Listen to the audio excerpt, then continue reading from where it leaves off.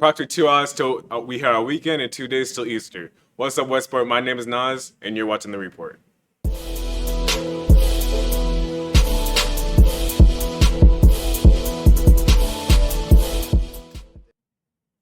On the menu for today, we got new and reoccurring announcements and huge shout-outs to give out. So without further ado, let's hop straight into it with our sports, where we have some big announcements. Somebody called The Undertaker for our boys volleyball team has been on a roll, bringing their win record to 6-0 by beating Lake Weir Wednesday in all sets 25-15, 25-21, and 25-20.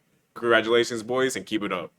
The day prior, the boys weightlifting team competed at the district tournament at University High School. The team ended up taking second place as a team, and with that, 2 members of the team brought district gold home for their designated weight class. Shout out to Ethan Sheff for lifting 245 and clean and jerk, and 455 pounds in bench. Also to Caleb Walker for lifting 210 and clean jerk and 205 in bench. Our teams are just too stacked with talent. Our track team have proved just that. Last Thursday in their district tournament, with the boys placing second and the girls achieving first place all around. And at the event, history was made by junior Natalie Nelson, setting a new school record 217 in the 800. Huge congratulations once again. I believe that's all we have for sports. So with that, let's get into our first package of today about the Baltimore Bridge collapse. Here's Tristan with the video covering the tragedy. On Tuesday at 1:30 a.m., the Francis Scott Key Bridge in Baltimore collapsed after being struck by a container ship. The ship lost power and ran into the bridge, causing the span to buckle into the river below and plunging a construction crew and several vehicles into the dangerously cold waters. The ship was moving only at 8 knots, which is 9 miles an hour, but it still had a devastating effect due to the sheer mass of the ship. Maryland's governor said the ship struck one of the bridge's supports, causing the structure to collapse like a toy. It tumbled into the water in a matter of seconds, a shocking spectacle that was captured on video and posted on social media. The vessel caught fire and thick black smoke billowed out of it. Rescuers pulled out 2 people, but 6 others were still missing. One of those rescues was taken to a hospital. He said, "Never would you think that you would physically see the Key Bridge tumble down like that.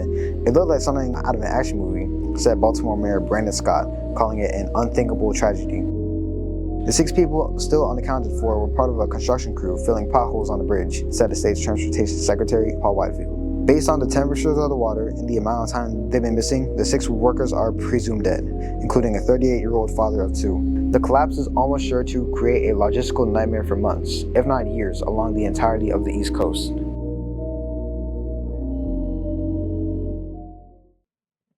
Our condolences to the families and victims that were affected. In brighter news, school's almost done for our seniors. Graduations will be held Tuesday on May 28th at 8 a.m. at the World Equestrian Center. Graduation practice will be held on Friday, May 24th at 9 a.m. I hope to see you there. Seniors and juniors prom is T-minus 8 days away, and ticket sales are to close on April 4th. So if you haven't yet, get your tickets by going to the link on screen. You must have a 2.0 GPA and no debts or major disciplinary consequences.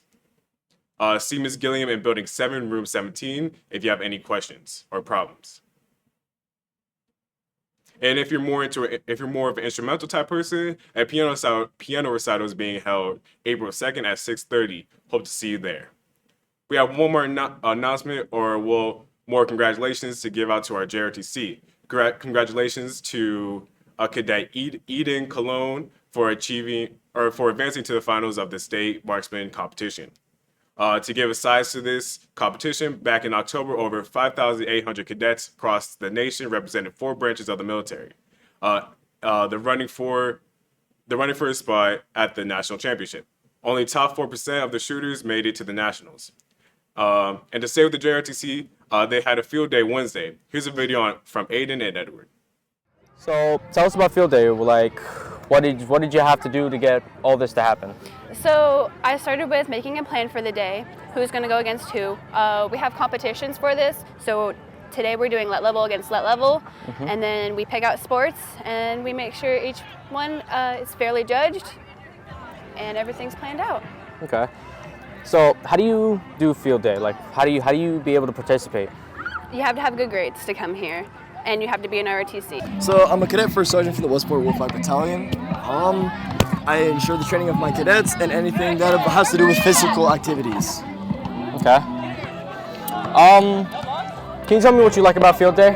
Well, field day, we get to miss the entirety of school. Obviously, it rewards us for our grades. No other class would typically do that. We get to play a majority of sports, and we get to eat delicious foods. That's all we have for today, Westport. Have a great weekend and a wonderful Easter. Remember, we're prompt prepared, we're polite, productive. We are Westport. Have a good one.